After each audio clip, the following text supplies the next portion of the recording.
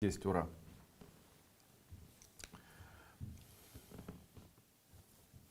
Мы живем сейчас в удивительное время. Оно удивительное тем, что знание всевозможных, наверное, психологических факторов, знание психологии априори помогает человеку разбираться в тех перипетиях жизни, которые у него есть или которые есть вокруг него. Знаете, а вы знаете, что мы живем во времена массового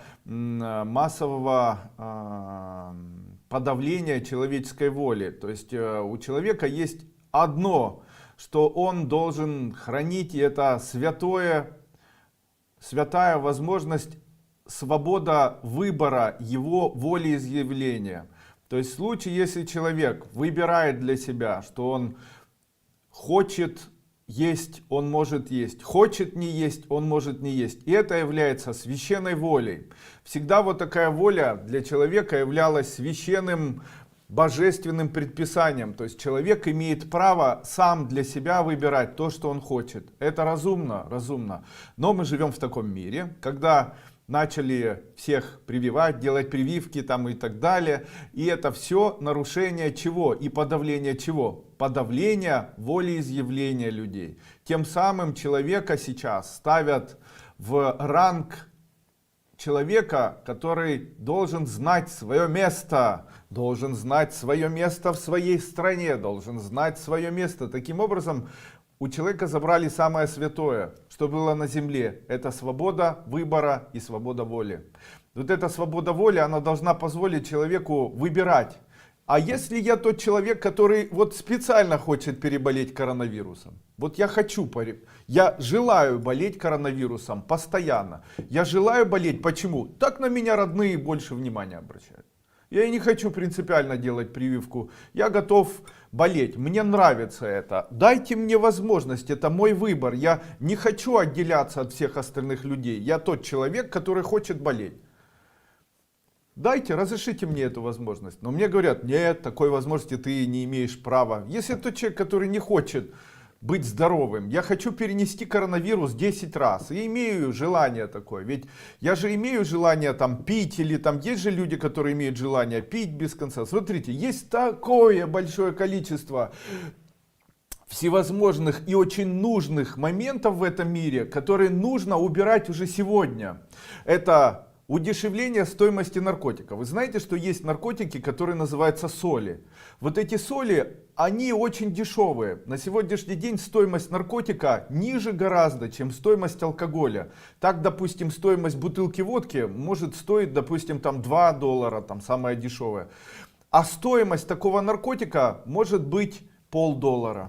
И причем этот наркотик, его можно понюхать, облизать, в глаз закапать, намазать на тело, растворить в воде, в алкоголе, в глаз, в ухо всунуть, там в попу проспринцеваться, уколоться, внутримышечно, внутривенно. От этого всего этот наркотик будет действовать. И эти наркотики на сегодняшний день принимают, есть уже целый ряд таких культурных каких-то идей, знаете, я на это смотрю. Вот дети, которые матерятся, которые ведут себя вот так, это все дети, которые принимают наркотики. Это все заметно, знаете.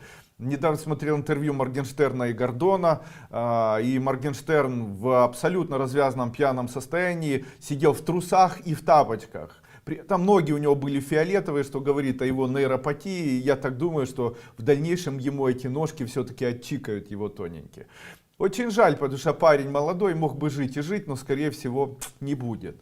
Но здоровья не хватит. Тем не менее, хотелось бы сказать, что вот эта культура наркотиков, она требует внимания. То есть государство должно, вот смотрите, оно же требует внимания, чтобы люди не поумирали, там платят это. Почему же тогда государство не хочет устранить всю наркомафию? Устранить всю наркомафию, устранить дешевые наркотики, нанять людей, которые будут этим заниматься, сажать всех подряд. Знаете, сейчас в деревнях, в селах, везде продают эти наркотики.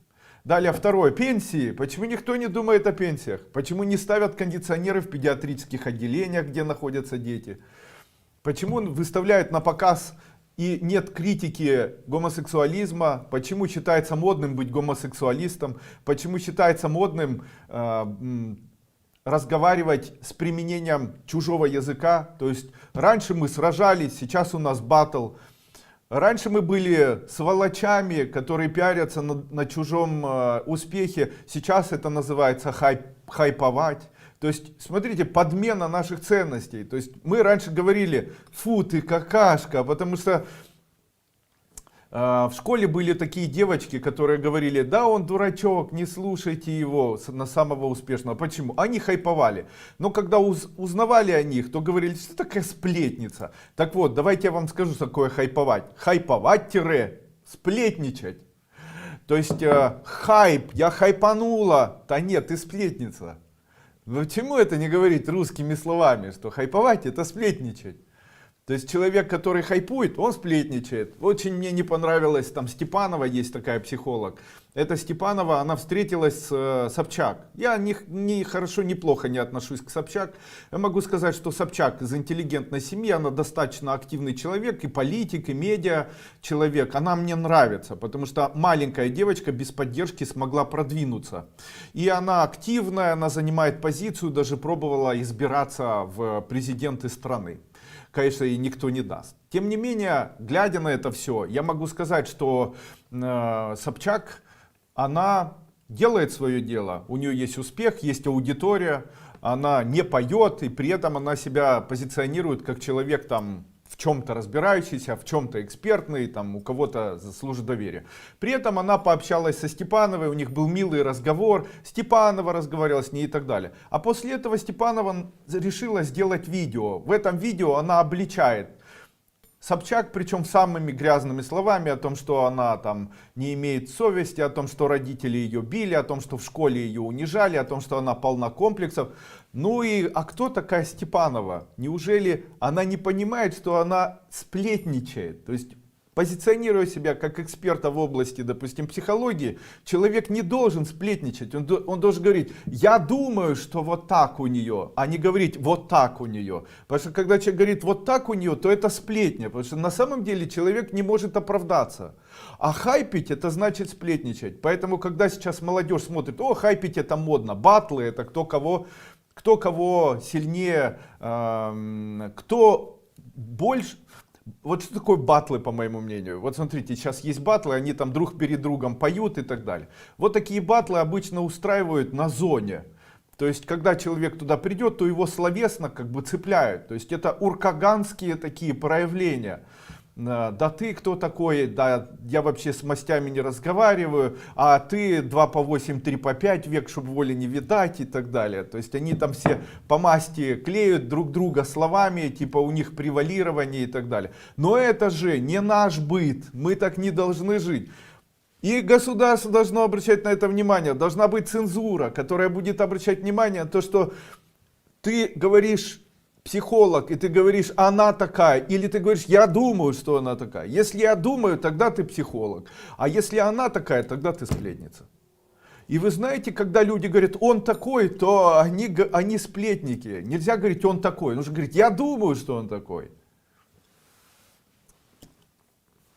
Конечно же, на первое место нужно поставить, кто будет смотреть за пенсионерами, куда девать детей, которым необходимы пересадки органов и быстрые операции. Дальше, кто будет заниматься цензурой в этой стране? Должна же быть цензура, пусть закроют все порнографические сайты, все игровые сайты. Пускай закроют все сайты, которые деструктивные, там, пусть этим занимаются. Дальше, пусть этим занимается цензура. Это возможно? Конечно, это возможно. Это все в руках Яндекса, все в руках там Гугеля и так далее. Ну и не нужно говорить, что там, мы запрещаем людям там, заходить, всех заражать и так далее, и так далее. Это свобода воли, свобода вероизъявления, свобода волеизъявления. Не нужно делать стадо, об этом нужно говорить. Нет, все молчат, занимают позицию, все умирают, будем спасать. Но так почему не спасают детей, живущих где-то под мостами? Почему не спасают стариков, которые живут бедно и которые вынуждены торговать книжками на барахолках? Выходишь сейчас на улицу, идешь и видишь из окна, какое большое количество людей перестало носить дорогую одежду. Я хожу в дорогой одежде, в дорогом костюме Бриони, с золотыми часами очень дорогими и очень хорошо выглядите, с белыми зубами и, в общем-то, в кроссовках. ну, хоть как-то разрядить обстановку. И когда я захожу в торговый центр, то я вижу, как меня большинство людей ненавидят. Но почему мне нужно ненавидеть? Я хороший человек, я никому плохого не делаю. Разве кому-то запрещено продавать инфопродукты или заниматься бизнесом своим, открывать завод, давать деньги людям, давать деньги строителям, заниматься этим? Но это же глупо, это же неправильно. Наоборот, ведь так уж мир устроен, вот подумайте сами, вот смотрите, мне это нравится, ой, как мне это нравится. Скажите, когда вам нравится что-то, это придет в вашу жизнь? Конечно, придет, вам же это нравится. А когда человек говорит, мне не нравится, мне не нравится, мне не нравится, как он делает? Отталкивает, смотрите, мне нравится, я беру, мне не нравится, я отталкиваю. Идет успешный человек, что нужно сделать? Для того, чтобы ты был сам успешным, радуйся успешному человеку. Ой, какой молодец, какой красивый, вот это молодец, да, уважуха, нравится мне. И что нравится? Да все нравится. Радуйтесь успехам, радуйтесь дорогим автомобилям, радуйтесь своей жизни, радуйтесь своим маленьким шажкам успеха. Тогда это будет приходить в вашу жизнь, а люди страдают. И у него это не так, и это не так, и это не так. Вчера Николай Горемак написал вот эту статью, при этом сразу же меня заблокировал и заблокировал всех, кто там написал статьи и так далее, ну, комментарии и так далее. При этом он говорил, как бы основные его идеи были, они заключались в том, что я занимаюсь эзотерикой неправильно. Почему я неправильно? Потому что я ее понабирал везде. Ну, какая разница, зато она эффективная. А у его правильное не делает его не худее, потому что у него синтольные руки, синтольные плечи. При этом, знаете, на фотографии 2 недели назад у него черные волосы, сейчас у него седые, все, покрасился. При этом он вечером в 12 часов выпустил это видео. Скажите мне, чем должен заниматься человек 12 часов? Он должен жить со своей женщиной, которой у него нет. И тут вопрос такой, а почему у него нет женщины? Скажите мне, в его-то возрасте. Почему? Потому что она не... Потому что женщины с ним жить не хотят. Почему? Потому что он эгоистичный, потому что он жирный и потому что в постели он плохой. А со мной жить хотят? Конечно. Посмотрите на счастливую мою жену. У нее глаза светятся, у нее все зубы белые, и рядом с ней дети красивые. А утром специально снял 8:15 видео и запустил его в прямом эфире о том, как я ем яичницу и борщ. Почему я ем яичницу и борщ? Кто же мне приготовил ее? Скажите мне, любимая жена. То есть она встала еще раньше, пошла мне приготовила. А что, женщину можно заставить молодую и красивую идти готовить для мужчину, который с ней плохо спит и плохо живет? Только ради денег.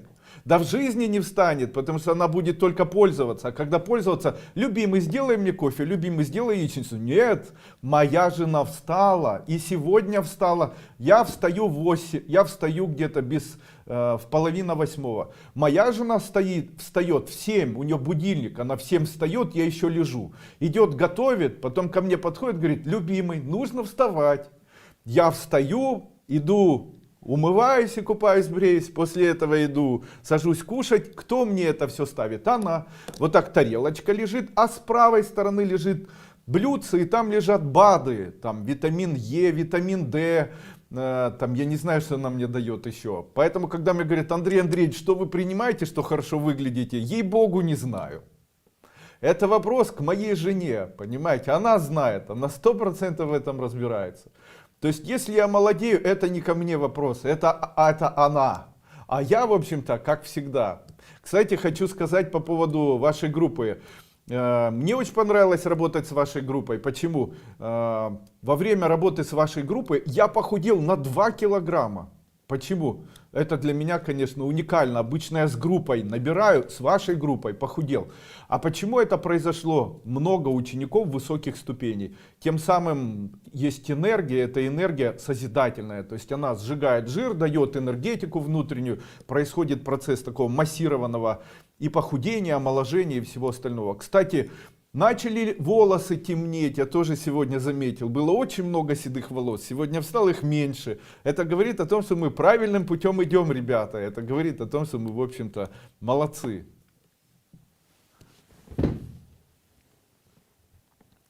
Конечно, мальчик этот очень смешной.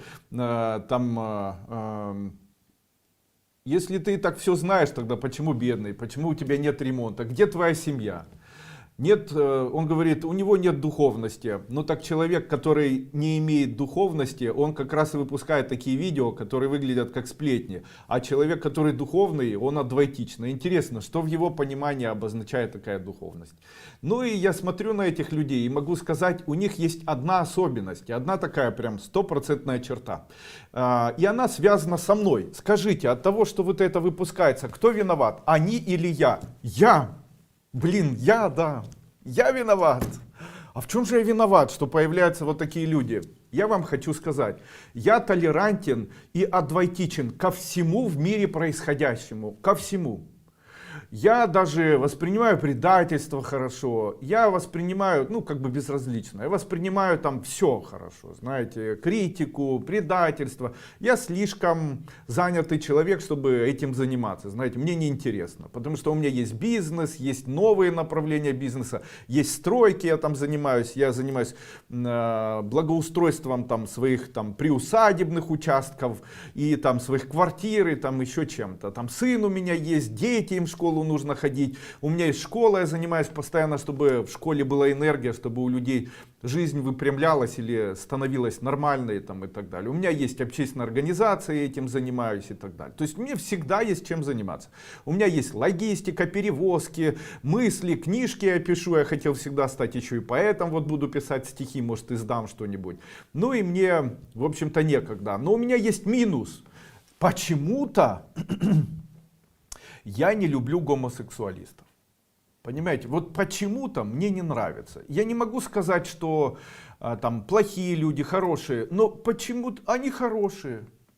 Я считаю, что они хорошие, я считаю, что они там молодцы, пусть это все у них будет и так далее. Но что-то такое внутреннее заставляет меня бесконечно страдать. Знаете, неестественность. Неестественность заставляет меня страдать. Вот эта неестественность, это заключается в том, что неестественность происходит во время самого полового акта. То есть мне вот само это понятие, оно мне отвратительно, понимаете. То есть человек добровольно идет на это, и, конечно, это всегда для меня так, как для медика очень неприятно. Для человека, ну понимаете, о чем я, наверное, говорю. То есть, если это, допустим, лесбиянки, ну пусть, ладно, у них так все нежно, приятно, может быть, там, безопасно, знаете, и не очень гадко. Но когда ты начинаешь думать о гомосексуализме, это всегда, конечно, так, печальненько, знаете. Я, конечно, не противник, но даже если я со всей силы стараюсь, вот я смотрю Пенкина, мне Пенкин нравится, как поет и так далее. Но вот не более. То есть там, допустим, иметь такого друга, ну хотел бы, наверное, да, иметь такого друга, но само понятие, что этот человек прибегает вот к этому, оно меня отвращает, знаете, мне вот после этого становится неприятно. Почему? Мне кажется, что он может запачкать себе руки, мне кажется, что он может быть грязный, ну и постоянное поражение анаэробными инфекциями, знаете, там под ногти это может попасть. Вот мне кажется, такой человек, он может быть загрязненным. Но опять-таки это не является вот прям панацеей и так далее. И вот само понимание вот этого, оно меня очень раздражает. И я заметил, что все люди, которые меня критиковали до этого, и сейчас вот все, кто пишут это гомосексуалисты, они латентные или активные гомосексуалисты. Просто настоящие гомосексуалисты. Почему они такими стали? Они стали, потому что они постоянно занимаются, извините, анонизмом. А если мужчина постоянно занимается анонизмом, то у него исчезает тестостерон и начинает появляться эстрадиол и прогестерон. То есть появляются женские гормоны. Грудь расти начинают там и так далее. То есть это люди, которые, и они начинают жить как женщины. То есть они обижаются, они ненавидят и так далее. Что нужно им сказать? Живите со своими женщинами. Когда мужчина с женщиной занимается интимными отношениями, то у мужчины появляется тестостерон. Это происходит за счет того, что там ферменты влияют просто. Во время соития ферменты влияют. Лизоцим, там появляется подавляющий прогестерон. И там много всего, понимаете. И там это все влияет. Когда мужчина живет с женщиной, во время месячных у нее появляется выделение афродизиаков, афродизиаков. В этот момент мужчина, который рядом находится, у него начинает активно вырабатываться тестостерон, поэтому рядом с такой мужчиной хорошо, рядом с такой женщиной хорошо мужчине жить, потому что у него все время будет либидо расти, он будет моложе выглядеть, волосы будут красивыми, там зубы будут, не будут портиться и так далее. А вот такие мужчины, как бы латентные маги, они обычно злые становятся, потому что с женой не живут, пользуются там подручными средствами, но на самом деле это все сдвигает их в сторону вот такого гомосексуализма. И вот в этом я виноват. Я должен принимать их и говорить, ну ничего страшного, такие люди тоже бывают, пусть существуют. Тогда мир гомосексуалистов не будет на меня обижаться. Мир гомосексуалистов, не обижайся на меня. Я ни при чем. Я буду более проще относиться к этому всему. Ну и, конечно же, глядя на это все, я говорю, еще один. Ну и сразу же не обижаюсь, конечно, на таких людей. Почему? Ну как можно обижаться на людей вот таких? Поэтому там Либер этот, знаете, и там этот Горя Коля, там Горе Маг, конечно, я на это все смотрю и понимаю, что передо мной находятся самые настоящие мальчики. Я думаю, что они самые настоящие мальчики с просто вот такой проблемой. Чем я занимался в своей жизни? Я вам сейчас расскажу. Смотрите, перед вами сидит мужчина. Я закончил школу, потом поступил в техникум, потом поступил в институт. Потом я начал работать, и у меня жизнь была, она такая очень достаточно сложная. Почему? Мои родители бедные, я 7-й ребенок в семье, мне пришлось далеко от них уехать и так далее. И мне приходилось работать. Я никогда не отказывался ни от какой работы.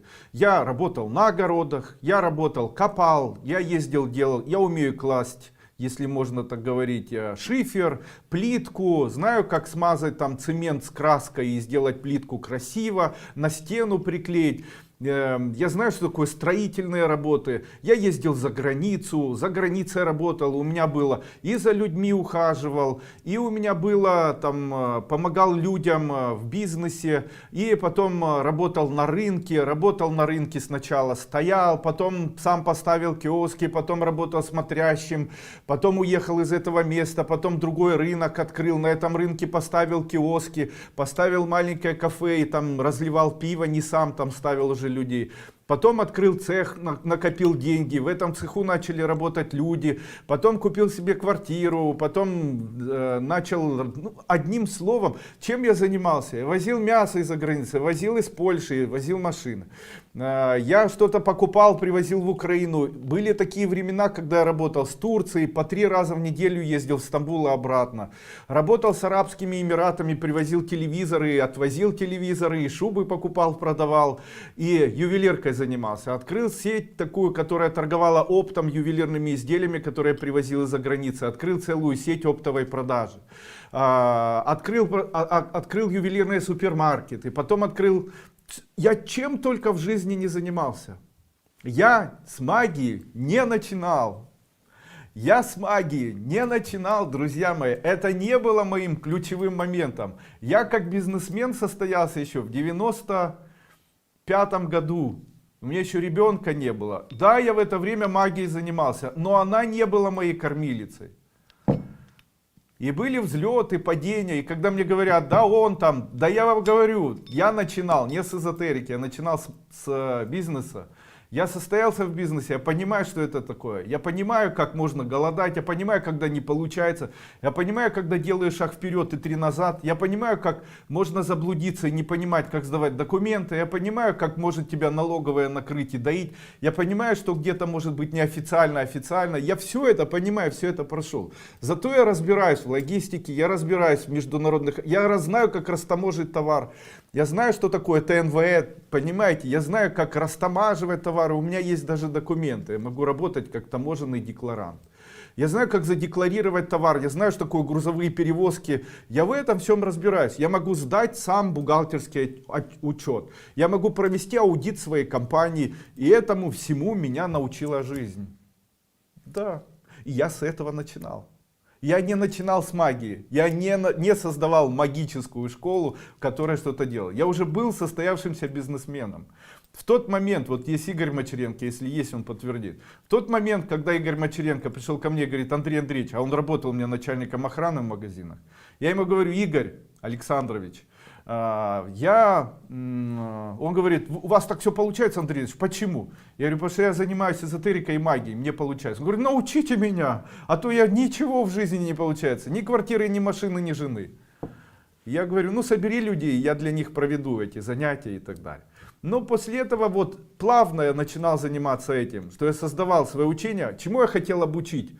Как не падать духом, как не быть человеком, который может разувериться в своих силах, как цепляться за соломинку, когда нет соломинки, как в надежде на что-то красивое, высокое, прыгнуть с распростертыми руками в пустоту, в надежде, что где-то будет хоть какая-нибудь ступенька, как в последний раз, попрощавшись со всем миром, как не умереть, когда болен самым плохим заболеванием на земле, как не разочаровываться, когда весь мир говорит, как не обозлиться, когда весь мир говорит: ты должен гавкать и быть сволочью, как не быть сволочью, когда весь мир прямо говорит: только сволочи выживают. И как быть воином добра, любви. Как сказал в свое время Иосиф Мандельштам: я же шел вперед навстречу ветру, веря в доброту, любовь и нежность. И никогда в своей жизни не терял я никогда ни веры, ни любви и ни надежды. Понятно? То есть вот что я начал преподавать. Я начал преподавать желание жизни. Начал говорить: радуйтесь. Начал говорить: обращайте внимание. Наслаждайтесь, это все привлекает. Почему? Потому что у меня был путь до того момента, пока у меня так было, меня обучал мир. И потом, когда я начал обучаться самостоятельно, видя, как это все работает. Особенность, качество есть такое: подмечаю. Подмечаю. Я коммуникабельный, легко вхожу к кому-то там в коммуникацию, ко мне располагается, у меня лицо разведчика, понимаете? Носатенький, лупатенький, полненький и так далее. Я нравлюсь людям. Почему? Я могу пошутить, я могу быть обычным, знаете, и так далее. По мне никогда не скажешь, что я какой-то особенный, понимаете? Но когда начинаешь общаться, то понимаешь, что у человека есть знания, он может как-то подсказать, может где-то там погладить. И, в общем-то, я совершенно комфортный, большой пушистый чеширский кот, который никогда ничего в обход там не сделает. При этом у меня есть качество: я честный, я трудолюбивый, я могу работать с 5 часов утра до 5 часов утра и утром вставать с радостным лицом. Почему? Мой отец в детстве сказал мне слова: Андрюша, нельзя быть все время улыбающимся человеком. Я говорю: почему? Да что ты все время смеешься, мне говорил отец. Я говорю: ну вот мне хочется. Я все время смеялся, как родился, и вот до сегодняшнего дня у меня ни дня без прикола нет. Почему? Он говорил мне: смех без причины — признак дурачины. Ничего я не мог с этим делать. Почему? Я так живу, у меня всегда хорошее настроение. Даже когда болею, не распространяю этого. Почему? Я воин света. А воин света — это тот человек, который озаряет своей улыбкой, озаряет своей добротой, озаряет своим теплом окружающий мир. Болит где-то в середине. Даже близкие, живущие со мной рядом люди в жизни не узнают об этом. Я никогда в жизни вида не подаю. И никто не узнает, что там когда-то болит где-то и так далее. Сам себе тихонечко пойду там наколочу или что-то выпью, чтобы никто не расстраивался. Почему? А они-то при чем? Вот так надо жить. Вот он, настоящий мужчина, у которого обязанности: 5 детей, жена, родственники, который каждый день работает над тем, чтобы быть успешным, который каждый день работает над тем, чтобы... Чем я занимался вчера вечером? Лег и читал или занимался изучением сайта, который называется Google... Сейчас скажу, как он называется. Который называется Google Trends Google.ru. Trends Google.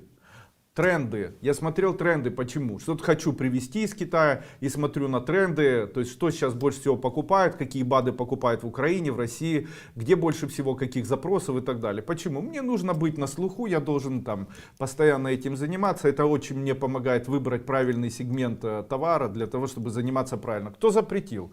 Много ли я продаю? Я всего много продаю. Я вообще хорошо продаю. Почему? Потому что мне помогает знание, как в Google тренде найти тот товар, который тебе необходим, как не совершать ошибки и продавать то, что хочется людям и так далее.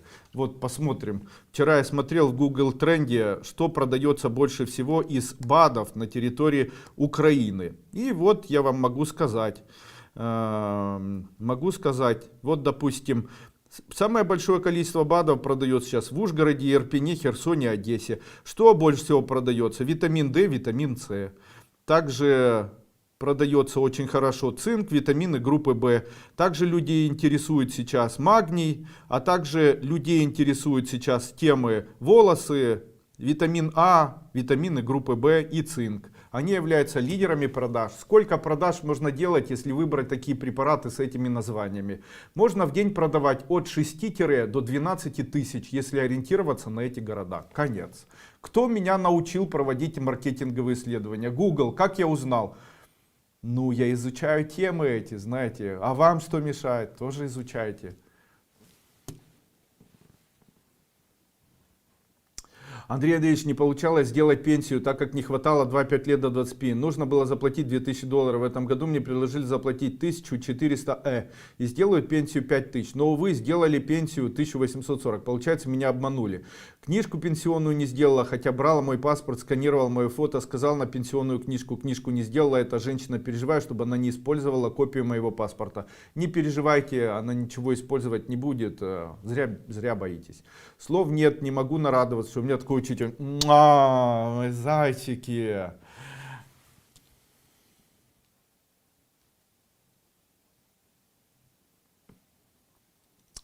Мы с мамой смотрим трансляцию. Найдите, пожалуйста, время убрать боль. Мамочка, пусть у вас не болит ничего.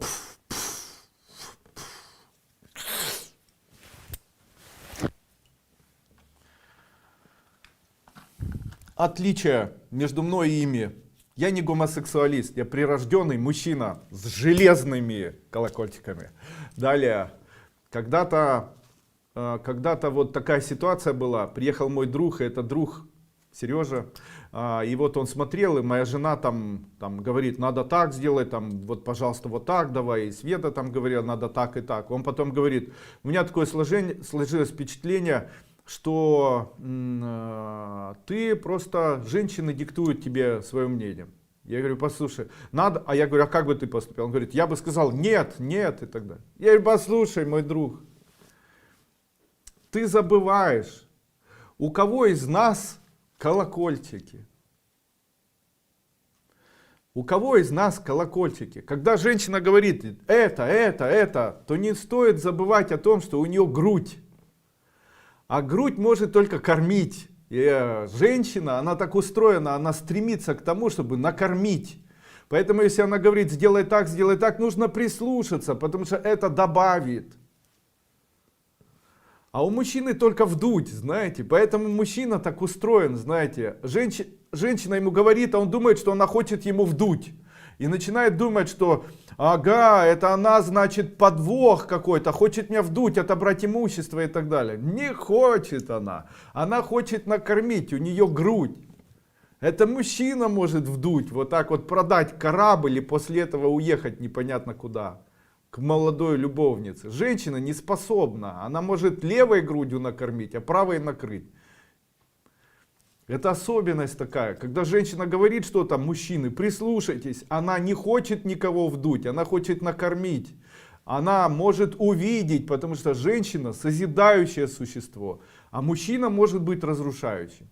Поэтому, когда мужчина говорит, нет, я не знаю, нужно... Да никто не хочет на тебя нападать. Гладь свою жену, люби свою жену, и она будет созидать.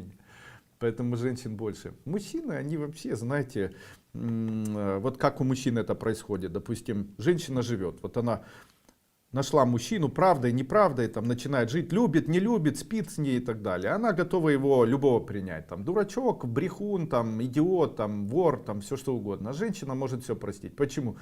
Ну, а ей все равно, она не замечает этого. Она за семью, она хочет, чтобы все в семье. Она рождена для того, чтобы потомство свое увеличивать. И для того, чтобы у нее было потомство, она готова А мужчина ведет себя неадекватно, там бухает, шляется, там не хочет деньги зарабатывать, орет постоянно, кричит, ты мне изменяешь и так далее. Это его мечты. Ну и как-то так все работает. После этого, когда он уже надоедает, что уже некуда, то он там кричит, я от тебя уйду, или уходит от нее и так далее. Потом начинает жить и начинает обвинять всех окружающих людей. Все козлы, все вокруг там все неправильно, все уроды. Пока молодой морды бьет, потом когда состарился, стал импотентом, никому не нужен, страдает, у него сахарный диабет, он напивается. Ну и так дегенеративно падает. Ради чего детей не видит, с женой не общается. У нее же остается семья, она думает о своих детях, она думает о себе.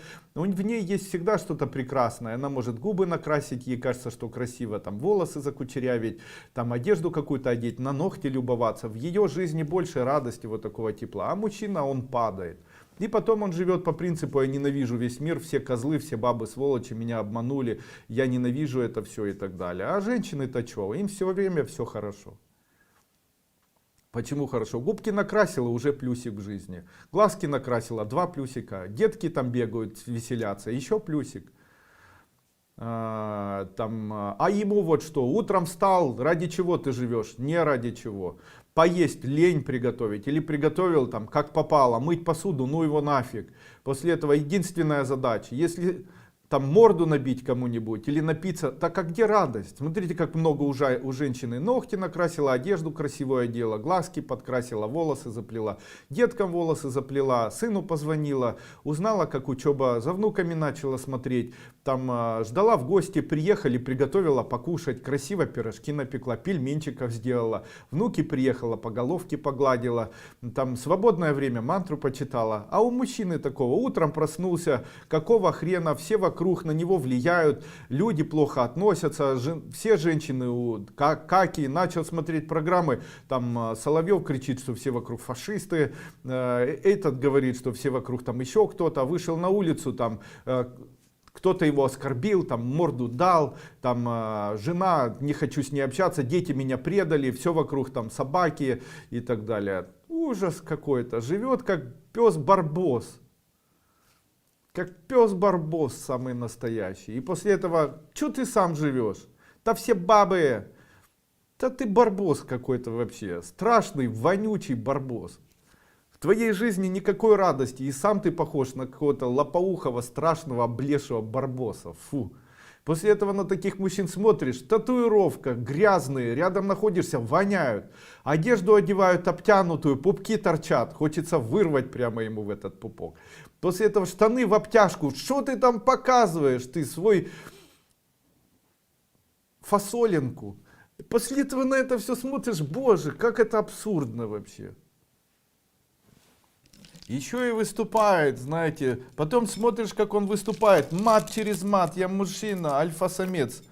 Будь лучше альфа-семьянином, будь альфа-семьянином, построй церковь, сделай образцовую семью, обожай детей, пусть они посмотрят вместе с тобой весь мир, вот к чему можно стремиться. А так, знаете, с женщиной живешь, утром встал, вот я сегодня, и начинаешь, знаете, у тебя, мужчины не обращают на ногти внимания, они грызут, знаете, на ногах. Утром проснулся, ой, как приятно, тепленькая лежит. Встала, глазки красивые, еще подкрасила, губы накрасила, что-то одела, выходишь, и здесь красиво, и она красивая, и рядом красивая, и детки встали, щебечут, хохочут. Смотришь ей на ногти, ногти красивые, и пальчики на ногах красивые, и приготовила, сидишь, и поцеловались, и обнялись, и вокруг тепло. Ах. И чаек тепленький, и вечером пришел чаек тепленький, постель тепленькая, все счастливенькие, все розовенькие. Сам живешь, когда этого в жизни не увидишь. Мужчина обделен, если у него нет семьи, нечему радоваться. Чему будешь радоваться-то? Женщина может всем, а ты-то чем будешь радоваться-то? Конечно, мужчины не хотят этого. Почему? Они хотят в будке жить и гавкать на весь окружающий мир и ненавидеть. Почему? Больше деструктива.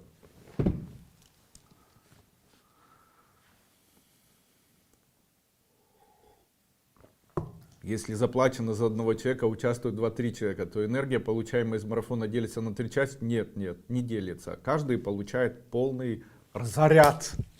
Шик-шмик.